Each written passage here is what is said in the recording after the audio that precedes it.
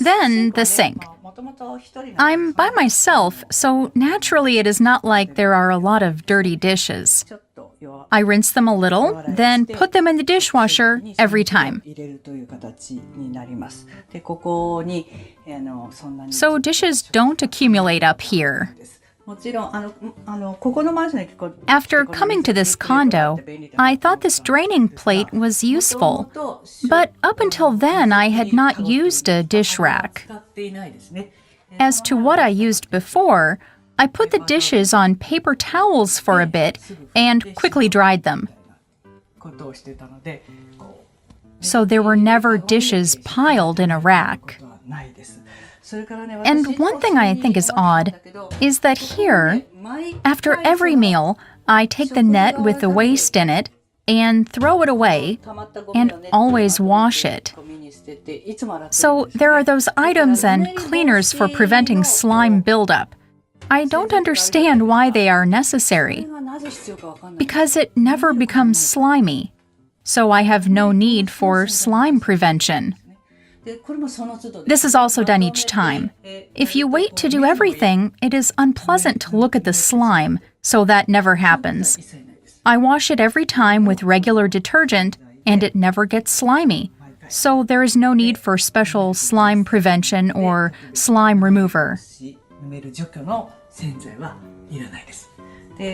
And these food waste nets are all kept here. Again, as to why I do it like this, they come in bags with various designs on them. But I feel those colors are too much, so I keep them all here, and if possible, try to have things with limited colors.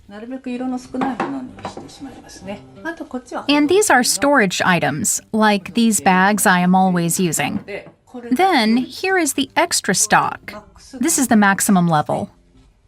Then, take a look at the refrigerator. I'm very ashamed to show the refrigerator, but before I was even more ashamed. There was almost nothing inside, and it was a refrigerator like, does this person even cook? In truth, occasionally I really do cook. So have a look in the refrigerator. The sake and beer might stand out, but it looks like this.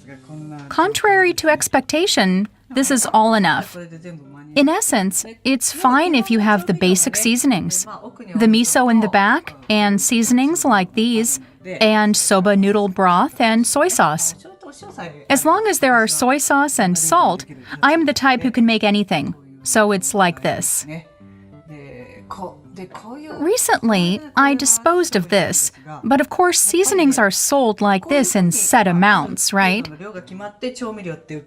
That is, your eating habits, your individual eating habits, and the decided amounts of packaged seasoning for consumption do not match.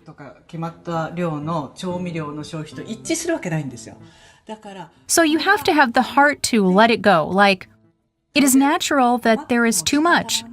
It can't be helped that there is too much. Sorry, the refrigerator just told me to shut it. So I'll open it again. Okay, it's like this. It can't be helped if you can't use up the seasonings, because the provider only provides us with a predetermined amount. So it is important to look over them regularly. If you are careless, it can happen that there will be expired items.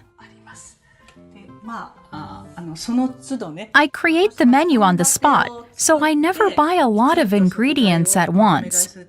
This is because even if I made a weekly menu plan, what I wanted to eat when I made the plan and 1 week later are completely different. So it is unexpectedly difficult to match a meal plan with yourself. Mainly, it can even be said that the digestive enzymes are also different. So it is a shame to control what you eat based on a menu plan or ingredients. I only buy what I want to eat at the time, so in the end, I think this has the least waste. And this is what I think, but in the case of buying a lot of things in bulk, it is very difficult to buy things in bulk. And then now it is difficult to put the bulk purchased items in the refrigerator, right? Mostly, it is left stuck in some kind of bag. And as a result, it also happens that you forget what you bought. Then you buy again the items you forgot about, so there are too many. I always buy only the minimum, so it's easy to put in here.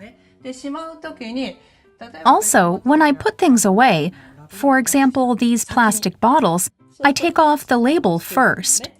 If I do that, it is not troublesome to separate, and they can be thrown away. It's mostly like this. Gifts are in here. Things I will eat later. Packaged foods are in here. I did not buy these myself. This is the top section, and the middle one, vegetable storage. It is unusual that vegetables are in here. Cut up green onions, these I cut myself.